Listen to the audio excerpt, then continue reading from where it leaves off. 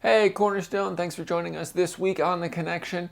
We had a great weekend this past weekend with Josh and Chanel and Oliver and Asher as they came to candidate for the senior pastor position at Cornerstone.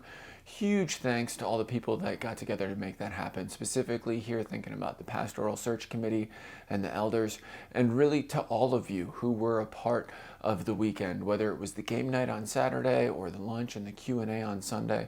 But just the ways that you interacted with and welcomed Josh and his family so well. It was fun and encouraging to see, and I know that as a congregation, we're really grateful for the ways that we've seen God's provision throughout, and especially at this part in the process of finding and welcoming Cornerstone's next senior pastor. I just want to talk a little bit about where we're at in the process right now and what the next steps are. The next steps of the process are governed by our bylaws, and our bylaws say that the elders are responsible for screening and recommending candidates for senior pastor to the congregation. And the congregation is responsible for approving the hiring of a senior pastor, and that's done through a vote at a congregational meeting. Now, this is reflective of the church polity of the Evangelical Free Church. When you look at churches of all stripes in all different places, there are a couple of different ways that a new senior pastor can be brought on. One way that it can happen is that the denomination or the district can appoint a senior pastor to a church and say, hey, Joe Smith, you're going to go be pastor at First ABC Church of any town. And that can be decided outside of the congregation by people in church authority. That's not how we do it in the Free Church. Another way that sometimes pastors are chosen is that the elders in a local church choose the pastor on behalf of the congregation. That also isn't how it works for us.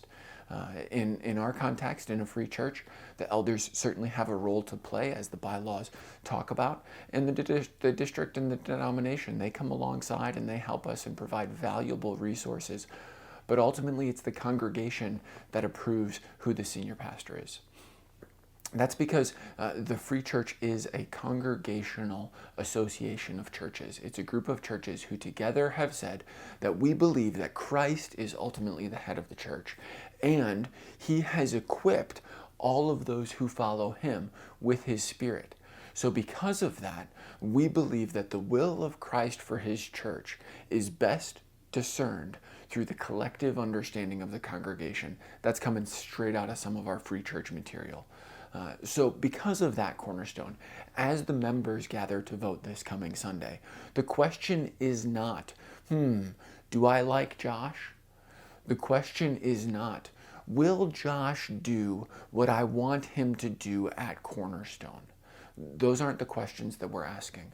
Rather, the question, Cornerstone, that you need to ask as you come to this Sunday to complete this process is, do I believe that this is what God, by his Spirit, has put together for Cornerstone, for our church at this time?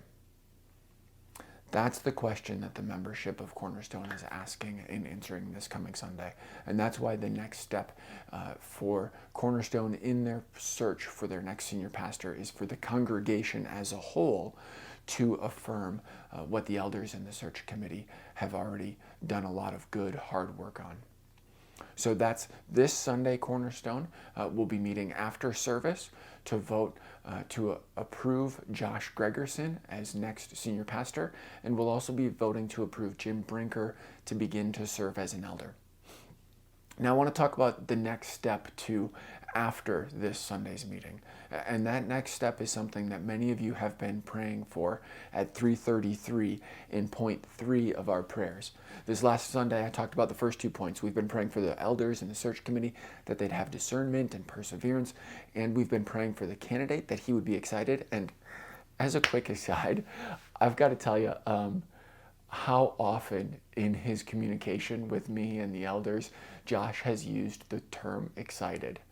And It's been just so encouraging to see the way that God has specifically answered that prayer. We've been praying that the candidate that God would bring would be excited to come and serve at Cornerstone. And that's exactly what Josh has been saying. But point 3 has been that Cornerstone would be ready for the change that's going to come, that we would be ready to support our next senior pastor. And we recognize that whenever we bring in a new leader like this, there will be change. It could mean change of vision. It could mean change of practice. It could mean change of programs. It could mean all sorts of different changes.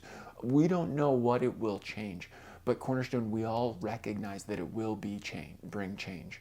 So the next step after the vote this coming Sunday is for Cornerstone as a church family to embrace the change that God is bringing as he brings us a new leader.